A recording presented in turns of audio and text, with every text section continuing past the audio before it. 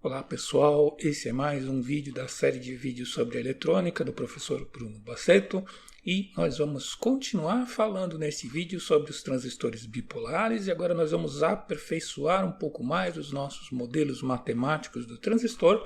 Nós vamos falar agora sobre o modelo dinâmico do transistor que vai nos permitir resolver outros exercícios e entender outros circuitos usando transistores bipolares.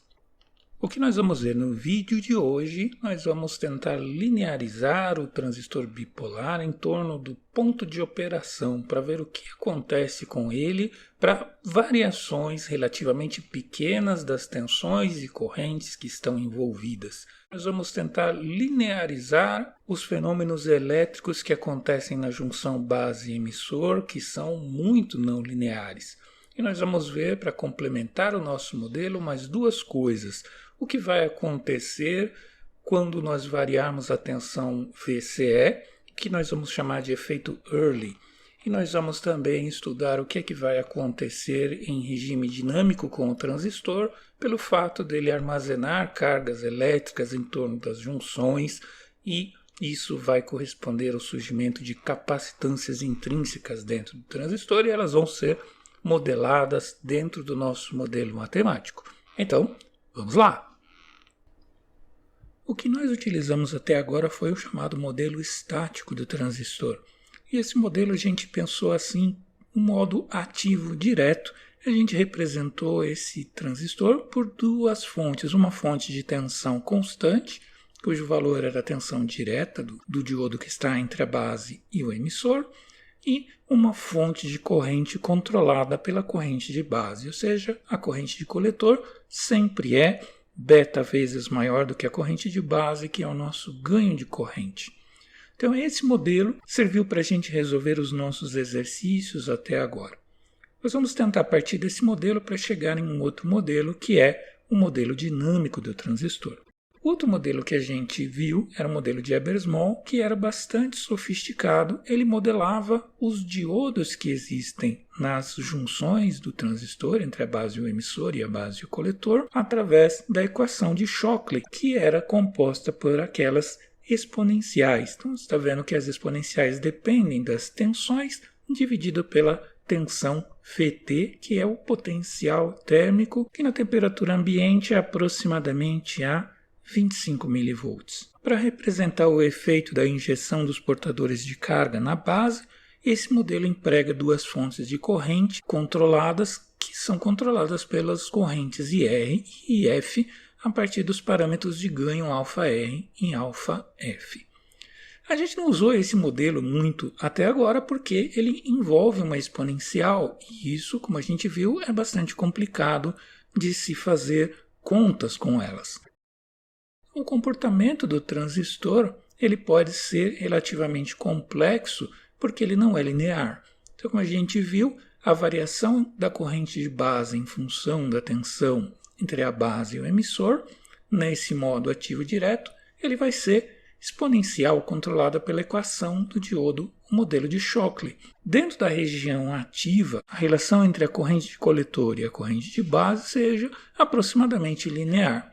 Nós temos aqui as curvas características do transistor e, como nós fizemos antes, nós vamos estabelecer um ponto de operação. Então, conforme nós polarizamos o nosso transistor a partir dos circuitos, como nós vimos, nós vamos obter aqui um ponto de operação. E a partir daí, nós vamos variar ligeiramente a posição desse ponto de operação, inserindo uma variação na tensão VBE ou uma variação na tensão VCE. O que vai acontecer com a corrente de coletor, que seria, no caso, a nossa saída.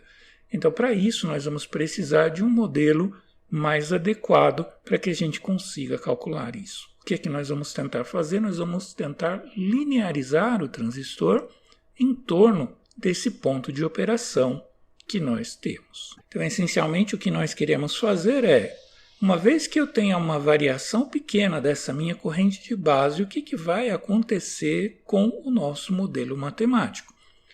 Entre o coletor e o emissor, nós temos uma fonte de corrente controlada e isso não vai mudar. Se eu fizer uma variação ΔIB, a variação na ΔIC vai ser beta vezes maior. Mas o que vai acontecer com a tensão VBE? Nesse caso, o que é que nós vamos colocar ali dentro daquela caixa? Nós já sabemos que o que tem ali dentro daquela caixa é um diodo. E esse diodo a gente conhece o comportamento dele, que é um comportamento exponencial. É justamente isso que a gente quer evitar. Então, como a gente viu no vídeo sobre modelos dos diodos, nós queremos transformar esse diodo em uma resistência, ou seja, em um componente elétrico linear. Uma variação ΔIB vai corresponder a uma variação linear no ΔVBE. É isso que nós queremos fazer. Só que nós temos o seguinte problema.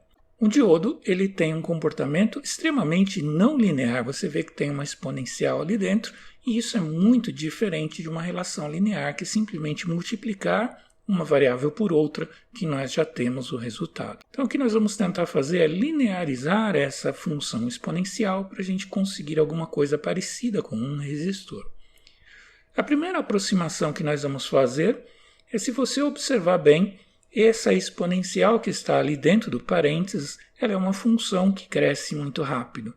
Então, se a gente considerar que aquela exponencial ela vai ser muito maior do que aquele 1 que está dentro do parênteses, e não é absurdo a gente supor isso, porque ela cresce muito rapidamente com o valor dessa tensão V.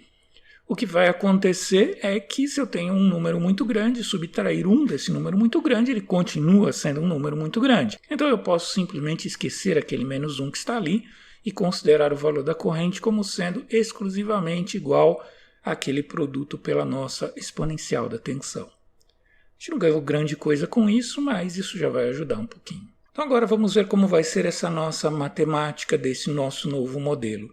Até agora nós já tínhamos conseguido calcular o valor da corrente IB através do modelo estático do transistor, e nós tínhamos obtido ou aproximado ou chutado esse valor da tensão VBE.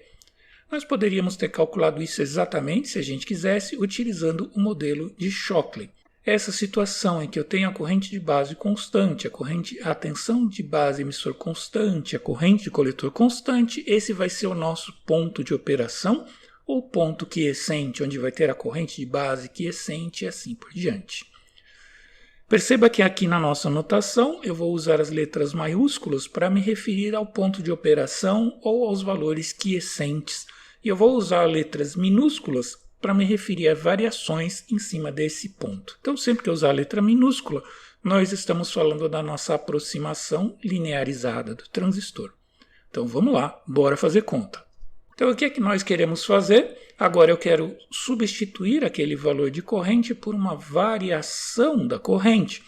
E essa variação da corrente, ou uma variação da tensão em cima da base emissor, que vai provocar essa variação de corrente, elas vão estar relacionadas por um fator linear. E esse fator linear é isso que eu estou chamando de Rπ, é isso que eu quero calcular. Considerando então a nossa corrente de base, a nossa nova corrente de base, ela vai ser igual à corrente quiescente somada por essa variação pequena na corrente de base. E essa corrente, obviamente, continua valendo o modelo de Shockley. Então, o que vai acontecer é que dentro da exponencial vai aparecer a nossa tensão VBE quiescente somada com essa variação da tensão VBE. Veja só o que acontece quando eu tenho uma soma dentro de um expoente, ela vai se transformar em uma multiplicação. Então, aquela minha expressão se transformou nessas duas multiplicações.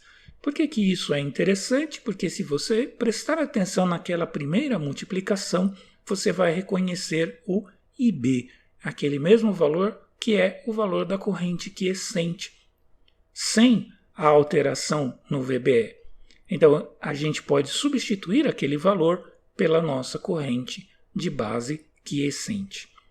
Aí você pode dizer, bom, não adiantou grande coisa porque nós continuamos tendo uma exponencial. E agora que vem a nossa mágica. Então vamos observar a função exponencial, a função e elevado a x. Toda função exponencial é uma função que cresce muito rapidamente. O valor dessa função em um determinado ponto é diretamente proporcional ao tanto que essa função vai crescer nesse ponto. No caso da função exponencial de base e, ela vai ser exatamente igual ao tanto que ela vai crescer naquele ponto. Então é óbvio que isso daqui não tem muito a ver com uma reta. Se a gente tentar desenhar uma reta tangente nessa função, por exemplo, essa daqui, você vai ver que elas são muito diferentes. Mas espera um pouco. Se a gente olhar ali perto desse ponto em que as duas funções estão cruzando o número 1, o valor y igual a 1, você vai ver que, sendo o valor de x muito pequeno, ou seja, aproximadamente zero, essa função linear azul e essa função exponencial vermelha, elas estão passando uma por cima da outra, muito próximas, ou seja, essa é uma boa aproximação quando x é próximo de zero. Então, aquela minha reta azul, que é dada por essa função 1 mais x, ela pode ser considerada nessas circunstâncias uma boa aproximação da função exponencial e elevado a x. Então, voltando agora ao nosso problema, você prestar atenção naquela exponencial que está ali dentro, a gente pode usar essa mesma ideia. Como a gente sabe que esse valor ΔVBE vai ser muito pequeno, por definição, nós estamos fazendo pequenas variações na nossa tensão quiescente, o que vai acontecer é que aquela expressão que nós acabamos de ver vai ser uma boa aproximação para essa exponencial, ou seja, nós podemos reescrever essa expressão desta forma. Ou seja, nós estamos substituindo aquela exponencial por uma função linear que é 1 mais aquilo que estava dentro da exponencial. Se a gente fizer esse produto pela corrente quiescente de base, nós vamos obter esta expressão. E essa expressão ela é muito boa para nós, porque se você comparar com a expressão que nós começamos lá em cima, IB mais alguma coisa, nós acabamos de descobrir qual é o nosso delta IB.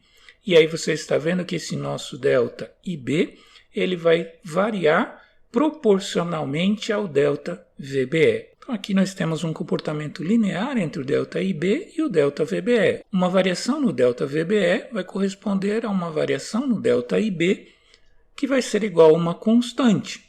Como nós podemos observar ali, tensão dividido por corrente, ou seja, voltagem térmica dividida pela nossa corrente quiescente de base, o valor desse quociente vai ser o nosso Rπ, o valor da nossa resistência linearizada entre a base e o emissor, aquilo que nós queríamos calcular. Você também poderia pensar essa mesma expressão em termos da variação de corrente IC. A gente sabe que a corrente de coletor sempre vai ser beta vezes maior do que a corrente de base. Nós podemos substituir a corrente de base como sendo a corrente de coletor dividido por beta, e essa expressão daria também exatamente a resistência Rπ, que nós vamos utilizar no nosso modelo. Vamos considerar agora a segunda parte do nosso modelo dinâmico. Nós vamos observar aqui nas curvas do nosso transistor que a resposta do transistor para variações na tensão VCE não é exatamente uma linha horizontal como nós tínhamos imaginado no nosso primeiro modelo. Você observa bem, a corrente de coletor está variando um pouco conforme a tensão entre o coletor e o emissor está crescendo. Então essa linha que a gente tinha suposto que era perfeitamente horizontal, ou seja, não importa o valor da tensão VCE, que a corrente de coletor se permaneceria constante dependendo apenas da corrente de base. Na prática nós estamos vendo que não é bem isso que acontece. Existe uma variação dessa corrente em função da tensão entre o coletor e o emissor, o que é conhecido como o efeito Early, que nós não tínhamos considerado ainda. Esse é um efeito que pode ser significativo quando nós estivermos trabalhando com o transistor em regime dinâmico. É relativamente fácil de entender a origem desse efeito se nós considerarmos aqui o nosso transistor como sendo composto por duas junções semicondutoras, uma que está diretamente polarizada, a junção base-emissor, e uma que está reversamente polarizada, a junção base-coletor. Essa junção que está reversamente polarizada é o que nos interessa, porque o que controla a largura dessa barreira de potencial é a tensão VCE. Então, como a gente viu, se nós aumentarmos essa tensão VCE, o que vai acontecer fisicamente dentro do transistor é que a zona de depressão dentro da base vai aumentar. Então o que vai acontecer se nós lembrarmos que a base ela é bastante estreita comparada dimensionalmente com as outras regiões do transistor. Então essa diferença na largura efetiva da base vai ter um efeito significativo no comportamento elétrico do transistor. Então o que acontece quando a base teoricamente diminui de tamanho? O que vai acontecer? Os portadores que estão injetados ali, eles têm menos chances de se recombinar dentro da base, porque eles vão ficar menos tempo dentro da base, porque a base estreitou. Então o que vai acontecer é que uma quantidade maior de portadores minoritários que são injetados na base vai conseguir atravessar a junção base-coletor e criar aquela corrente que era proporcional à corrente de base. Essa corrente vai continuar sendo proporcional à corrente de base, mas o que vai acontecer agora é que, de uma certa forma, a gente pode supor que o nosso beta, o nosso fator de ganho de corrente, aumentou pelo fato da região efetiva da base ter diminuído. Esse é o fenômeno Early. A gente pode considerar esse fenômeno no nosso modelo, deixando de pensar o valor beta como sendo uma constante e transformando esse valor em uma função do VCE. Só que isso vai ser mais complicado, tem um jeito mais simples de se obter o mesmo resultado. Se nós pegarmos essas nossas curvas de corrente do transistor e nós observarmos essa inclinação que nós temos ali devido à elevação da tensão VCE no modo ativo direto, e a gente pode esticar essas linhas para a esquerda e elas vão convergir em um ponto lá para trás que vai ser chamado a tensão de Early, ou potencial de Early, aqui representado pela sigla VA. Essas linhas imaginárias elas vão corresponder à inclinação daquela curva, que vai ser justamente o tanto que a corrente de coletor vai aumentar em função de um aumento na tensão VCE ou vice-versa. Você pode imaginar essa tensão VA imaginária como sendo uma tensão suficientemente grande para causar a parada completa do fluxo de corrente através da junção base-coletor. Por que nós vamos fazer isso? Porque nós podemos supor o nosso ponto de operação naquele lugar ali, e aí o que nós vamos observar a partir dessa figura é que esse triângulo vai definir para nós o que seria equivalente a uma resistência. Nós temos uma variação de tensão e uma variação de corrente. Então nós poderíamos supor que existe ali uma resistência equivalente, uma linearização dessa figura, que vai corresponder a essa variação de tensão e de corrente.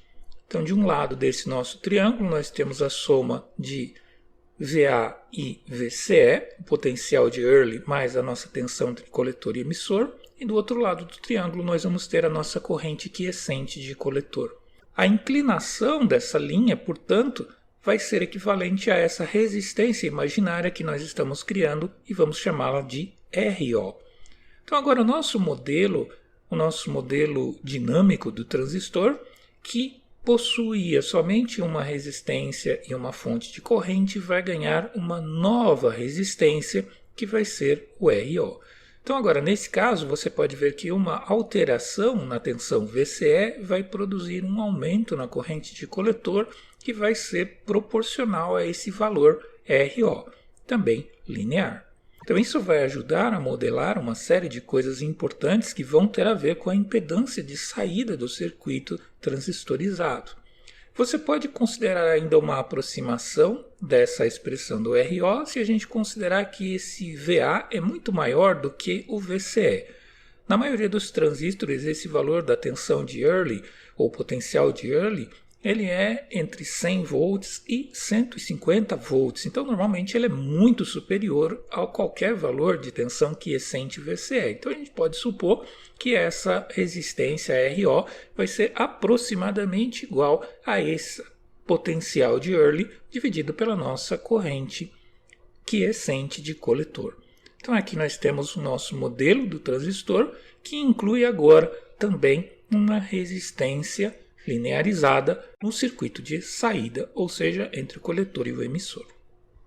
Finalmente, a terceira e última parte do nosso modelo dinâmico do transistor, nós vamos considerar agora o que acontece com tensões e correntes variáveis em um material semicondutor. Como a gente já viu nos vídeos que a gente tratou sobre os modelos dinâmicos dos diodos, vamos lembrar que em uma junção semicondutora qualquer sempre vai existir uma certa distribuição de cargas no entorno da região de depleção. Então, no caso do transistor, isso também vai acontecer. Aqui nós temos duas junções. Então, nós vamos ter uma junção que está diretamente polarizada, que é a junção base-emissor, e uma junção que vai estar reversamente polarizada, no caso do modo ativo direto, que é a junção base-coletor.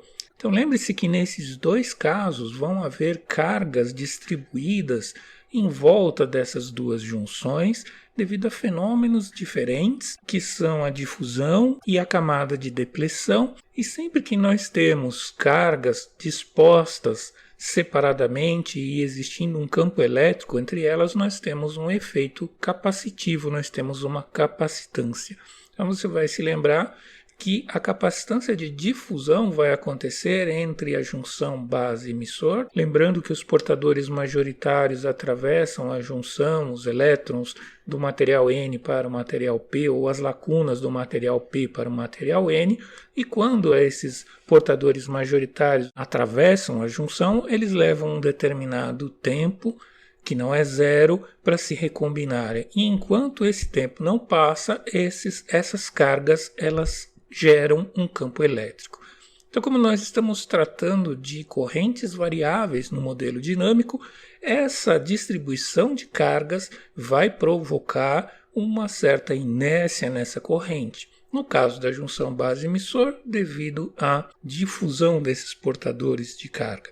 No caso da junção base-coletor, é um fenômeno diferente. O que vai acontecer é que a própria camada de depleção se transforma num capacitor, uma vez que as cargas fixas que ficaram presas dentro da zona de depleção, elas criam um campo elétrico e sempre que essa tensão entre a base e o coletor mudar, vai ser necessário um deslocamento de cargas para poder aumentar ou diminuir essa camada de depleção.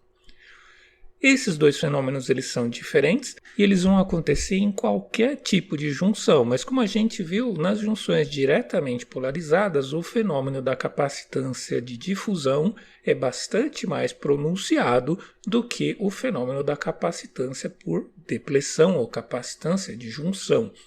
Essa última ela vai ser muito mais importante nas junções que são reversamente polarizadas. Então, no caso do transistor, nós vamos ter essas duas capacitâncias que elas vão aparecer nessas duas junções. Embora exista capacitância de junção também na junção base-emissor, ela vai ser menos importante do que a capacitância de difusão enquanto essa junção estiver diretamente polarizada. Então, vamos sempre lembrar disso. Então, essas duas capacitâncias, elas vão representar uma inércia para a corrente e a tensão e elas vão ter um efeito significativo no caso de variações de corrente ou de tensão, que é justamente o que trata o nosso modelo dinâmico. Então, levando em consideração essas capacitâncias, o nosso modelo dinâmico, que era assim até agora, ele vai ganhar novos elementos. Esses elementos vão ser essas capacitâncias que nós temos entre as junções. Então, entre a junção base-emissor vai aparecer um capacitor CD e entre a junção coletor e base vai aparecer um capacitor CJ. Os valores dessas capacitâncias também vão depender do nosso ponto quiescente do transistor. No caso da capacitância de difusão entre a base e o emissor, a gente viu que essa capacitância ela vai ser proporcional à nossa corrente de coletor ou a corrente que está atravessando entre o coletor e a base. A corrente é o fluxo de portadores que aparece dentro da base. E isso no nosso modelo é representado pela corrente quiescente de coletor. Perceba que essa capacitância ela também vai ser proporcional a esse parâmetro tal, que é o chamado tempo de recombinação, que é mais ou menos o tempo médio que um portador de carga permanece dentro do material semicondutor antes de se recombinar, antes de um elétron se encontrar com uma lacuna ou vice-versa. A gente sabe também que há uma relação linear entre a corrente de coletor e a corrente de base, de forma que a gente também pode escrever a capacitância de difusão usando o fator beta. Então essa capacitância de difusão vai ser beta vezes maior do que a nossa corrente quiescente de base. Para você ter uma ideia, esse tempo de trânsito é da ordem de 10 até 100 picosegundos. O que vai significar é que aproximadamente essa capacitância de difusão ela vai variar de dezenas, algumas dezenas, até algumas poucas centenas de picofarads na maior parte dos casos. A capacitância de junção, por outro lado, que ela vai aparecer nas junções que estão reversamente polarizadas, ela vai ser dada por uma expressão que varia a partir de um valor máximo de capacitância que vai acontecer quando essa junção tiver a tensão de potencial zero. Então você vê que essa capacitância ela vai variar com a nossa tensão quiescente entre a base e o coletor, só que ela tem um detalhe, essa capacitância ela é bem menos significativa do que a capacitância de difusão entre a base e o emissor, variando geralmente entre alguns picofarads e algumas poucas dezenas de picofarads, em geral 10 vezes menor do que a capacitância entre a base e o emissor. Então, muitas vezes nesse modelo, essa capacitância ela vai ser desconsiderada. Perceba o que vai acontecer com a presença dessas capacitâncias no nosso modelo, é que conforme nós tivermos variações bruscas de corrente, e como a corrente nos capacitores são proporcionais à derivada da tensão, você vai ver que para frequências mais altas, correntes maiores vão passar entre a base e o emissor, só que essas correntes não vão contribuir com a corrente de coletor. O que significa na prática é que o ganho efetivo do transistor está sendo reduzido em função da frequência. No caso da capacitância de junção entre a base e o coletor, esse capacitor vai funcionar como uma realimentação entre a saída e a entrada, o que também vai contribuir para reduzir o ganho.